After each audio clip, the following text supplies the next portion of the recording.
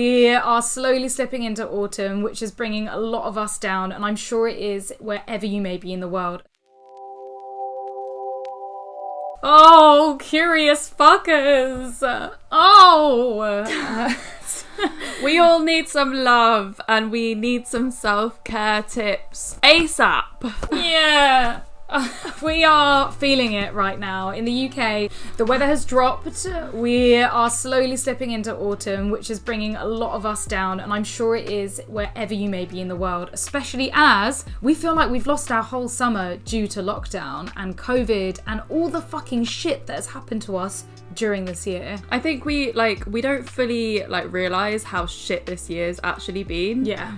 We've been through a lot. A lot. More so than a lot. I think anything in any other year that anyone has had in a long time. On top of that, during it's during a pandemic, and we keep forgetting that. We keep thinking to ourselves, why do I feel so shit and so down? It's like we are so under stress with life right now, mainly because of pandemic. Things aren't just normal. They're just exactly fucked. And I think that anything that's going on in your life that is upsetting, that's hard, that's stressful, it's 10 times more hurtful, sad, stressful because of the whole world situation. Yeah, and living in uncertainty. We can't do our normal routine and go to work and be distracted or go and see our friends like normal or go on fucking holiday like normal. That was just the thing that got us through, would be making plans and being it's shit now, but I'm gonna actually, it's gonna be okay in a couple of days or in a week or something. Yeah, but we don't have that opportunity. But no. So rather than giving you our depressing self, we are here to give you our best self-care tips that have really been helping us through this awful, shitty time. First up, if you're feeling really, really sad and you're feeling over emotional, we really highly recommend crying. Yeah, having a big old fucking cry. Getting those emotions out. And you say oh yeah, it's not that just easy to turn on the waterworks. We know. Yeah. I mean, I think it depends on the person. Some people can do it really easy and some people don't. And often or not, that's the way that we've been brought up. Whether or not your parents are don't cry, or your parents are always crying, and the people that we are surrounded by. It is okay to cry. It is good to cry.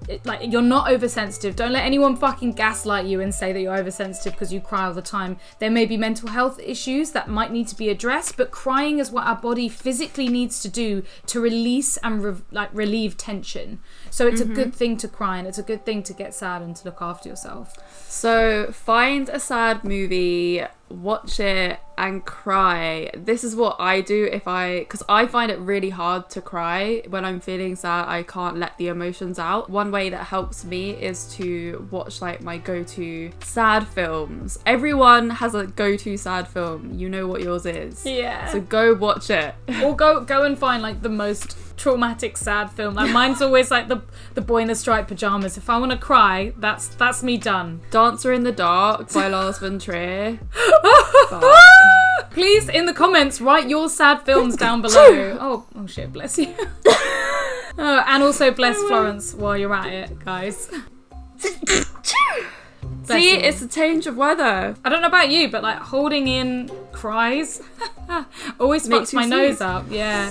I always get tears coming out my nose. It's that really weird water snot, but it's not. It's so bizarre. When you're trying to hold it and you're and then you just get bare runny nose. You're bah! I mean, I was crying yesterday, so I got it. I actually got the emotions out. I'm gonna sneeze again. Yeah, so when you actually are okay, no more emotions, need to get myself out of the feels. Because you need to be proactive in this situation if you don't want to be in the feels for too long. Yeah. It's okay to wallow, but there'll be a point where you're I don't want to do this anymore. Yeah, I'm done. I can't cry any more tears. So get yourself out on a walk, and I think that's probably one of the best tips for this time, just getting outside, because it's so easy to become so insular and like inside, because we've really gotten used to just staying inside by ourselves this year. And then because you stay inside, the idea of actually leaving your house or leaving your place is actually terrifying, and it gets worse and worse and snowballs. And we're so used to going out and going to work every fucking day, and now because we're so used to staying at home, the idea of going outside for a walk is like, oh, terrifying. But like that's why it is important. Like we say exercise, and exercise doesn't have to be fucking hitting the gym hard. It could literally be going out for a walk or a run or a cycle. It's very good for grounding yourself, because when you're out and about, it gets you into the fresh air and outside and into nature. Maybe a little bit of vitamin D if you're lucky enough to have some sun. It also just helps you stop your thought processes, your negative thought processes, because yes, even though walking around is something that we don't think about necessarily, it like you are distracted from those thoughts, and putting one foot in front of the other just makes you think. Often or not, I think nothing when I'm out on a walk, and I'm just like looking around and I'm looking at everything, and it's really nice to ground you. Yeah, like being present and really present, observing. I also just love to smack on a podcast when I'm out on a walk. Smack on a podcast. Yeah. Sometimes music, but like I only feel like I can listen to music when I'm actually in a good mood. Same. When you want to get pepped up, or like when you go for like, you're like, yeah, okay, I'm putting on my makeup and getting ready to go out. Or like something that's quite nice and calming or relaxing, that's also good. But yeah, podcasts are great, especially podcasts that help you understand why you're sad. So if you're going through a bad mental health patch, then looking at therapy podcasts, or if you have something specific that you're diagnosed with, then listening to podcasts and science podcasts, or understanding behaviors. There's heartbreak podcasts on anxiety. Like they're my favorite things to go for, because it helps you learn while you're doing it and cognitively engages your brain, so it stops all those negative thoughts. Journaling can also be a really good way to kind of get out some of your feels and emotions, and like kind of just break it all down and really reset your mind and motivate you to sort of move on and do something different. I personally do video journals where I just put on my webcam on my laptop and just chat to myself for about 20 minutes about whatever. I won't stop the journal until I've kind of figured something out. Yeah, wow. How long do they go on for? Like, can you do them for hours? No, I'm gonna do them for like 20 minutes. Okay, fair enough. I suppose 20 minutes is still a long time to talk, but it's also, that's a therapy technique they actually use. It's where you just have some space where you can say whatever you like, and often or not, some of the stuff that comes out of your mouth isn't necessarily what you were thinking. It just comes out and you're like, wow, I've just said that. Wow, I didn't realize that was affecting me right now. It's just allowing your space, like giving you space to be able to say anything non-judgmentally. It's the same with writing stuff down, like having like a little diary, or writing positive stuff. It doesn't always have to be negative. Sometimes just writing a positivity diary of all the positive little things that have happened in your day or in your week, and helps you recognize that it isn't just all shit, and you're like, no, I actually did have a nice time. I had a really nice phone call with this person on this day, or I watched this really great film on this on this day. And it helps things put into perspective, because when you feel low and shit, everything feels shit. Food feels shit. Film feels shit. Watching the TV feels shit. And you're like, all people are shit. And you're like, why? Reaching out to your support network, be that your friends, your family, your neighbours, your housemates, your therapist, your online community. Meet up with people virtually, in real life if you can. Like, make social plans so you're not by yourself all the time. Yeah, and that could be something simple like watching a film with your housemate or your family, or that could be just scheduling a phone call with somebody, or actually going out and seeing somebody face to face, sitting in a park and having a chat. We forget how important it is that we need that interaction. We can't just sit in our little bubbles, even if we do feel like it, even if we want to push away the whole world and we just want to stay in our beds and not speak to anybody. It really does help you appreciate the time that you have alone, and also the time that you have with another person. Like, we're humans, we react so well on other people's feelings, and sometimes it's just good to have a purge or a little bit of a fucking laugh.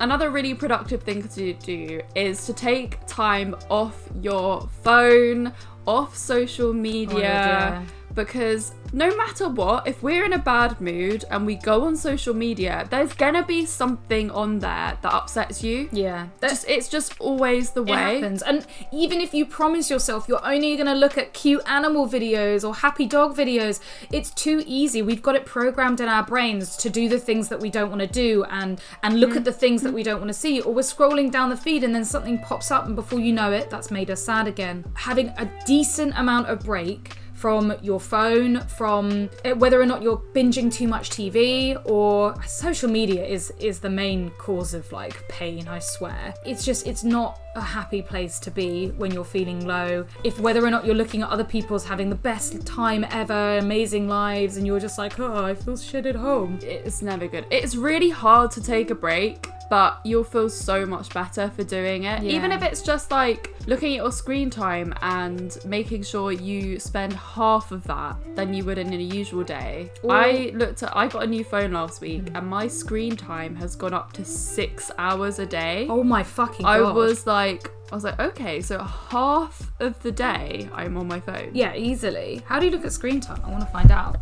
I don't know if it's an Apple thing. So it says I've been on my phone an hour and 50 minutes today. I'm trying really hard not to be on Instagram at the moment because it's just not a happy place to be. It really isn't. And you get sucked in and then it's like a black hole of time. So if you do need to go onto Instagram or onto a social media app like TikTok or whatever, maybe it's worth allowing yourself an hour or two specifically at a time. So like after dinner, you're allowed to be on your phone and on social media for an hour or two.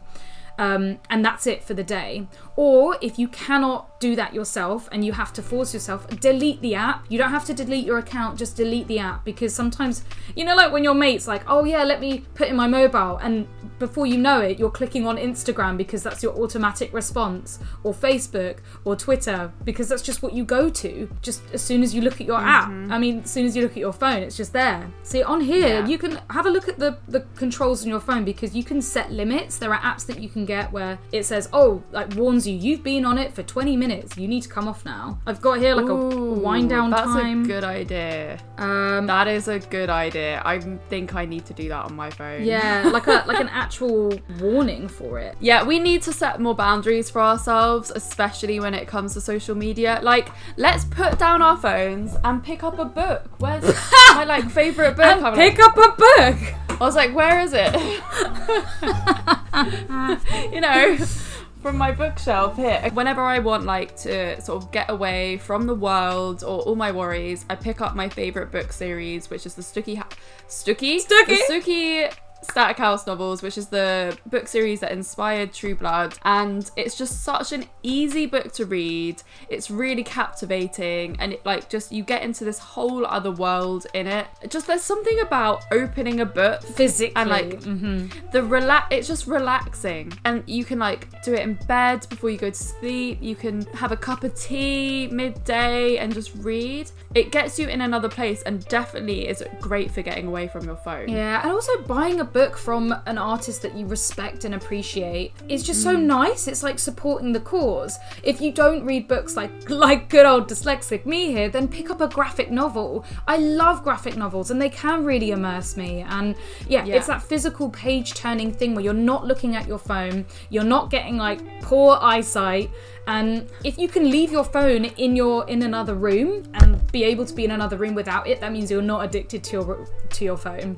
It's a real hard thing to do. My phone goes everywhere with me. It is a little bit different because, especially if you work through your phone, like our whole entire work is through our phone, which means we have to be even more on it in terms of making sure we're not obsessing over our phone. It shouldn't be the first thing you look at when you wake up, and it shouldn't be the last thing you look at when you go to sleep. It shouldn't be. For me, it shouldn't be, but it is. Definitely but it is. But it's just trying to take that control and be like, no, fuck this. I'm not going to be run by my goddamn tiny piece of electric computer. I make the rules. I make the decisions. To be fair, I think that is probably the key to this whole video, is that we should spend less time on our phones and we'd feel a lot better for it. Yeah, more time with friends and sorry. Exactly. There's obviously like all the like general self-care advice, like do a manicure, like have a bath, do a face mask, like all of that. But we know all those tips. We know them all so well. So hopefully this video has given you some new ideas and helps you on your journey to feeling a bit better. Like, we're all feeling shit right now, so you're not going through it alone. One of my main things is actually just taking time out to do a meditation. I hate the word meditation. I feel like there needs to be a different way to say it, because a lot of people have this bad idea of what meditation is. And it's like just listening, a guided meditation, just lying down and listening to something that is going to calm you and reset your breathing and reset your thoughts. That helps me every single time, but it's hard to try and make that time. You have to be pushing forward. There are so many different things that you can do to look after your self-help, and there's no harm in just doing a little bit more research. But these are the things that we found that have really helped us, and we hope that they help you too. If we've missed anything out, please write them in the comments below. Definitely. Give this video a big thumbs up if you found it useful, and subscribe to this channel if you have not already. Please follow us on social media, but don't do it during your no phone time. At Come Curious, and read Amber X and Florence Bark, as well as check out our podcast Fucks Given, which can be really good if you're going on that little walk on your own. And also, I know the weather's shit, but wrap up. It's okay to wear a coat now and to wear a scarf and to just go out there, and you know what, if you have to take it off, then yay, you're warm. That's great. That's actually such a good point, because I think at this time of year we force ourselves out in the same clothes, and then we're like, why is it so cold? And then you're like in pain and you feel shit because it's cold, and it's just like, just fucking put a jumper on. Yeah. Anyway, we love you so much. We are here with you, fighting our way through this. It is very normal and natural for this time of year to be the hardest, especially on top of everything we've gone through. So you're not alone. We love you all. And yeah, look in the comments below if you just need some more advice on what to do. Bye, curious fuckers. Bye.